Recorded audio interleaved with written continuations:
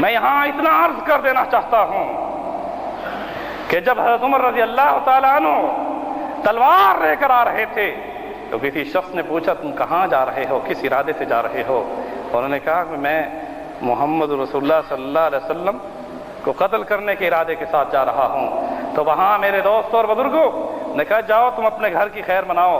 उस वक़्त उनका बहनोई सईद रज़ी अल्लाह तआला अन्हु जो अशरा मुबशरा में से हैं, और उनकी बहन हज़रत उमर की बहन फातिमा जिसका नाम, वो इस्लाम कबूल कर चुकी थी, फौरन घर की तरफ गए और दरवाजे के करीब पहुंचकर कान लगाए। सुना कि कुरान पढ़ा जा रहा है, ख्वाब मौजूद हैं जो उनको कुरान सिखा रहे हैं, और हजरत उमर का बहनोई और हजरत उमर की बहन कुरान पढ़ रही है। गुस्से से दस्तक देते हैं, खोलो। हजरत ख्वाब छुप जाते हैं और हजरत सईद दरवाजा खोलते हैं।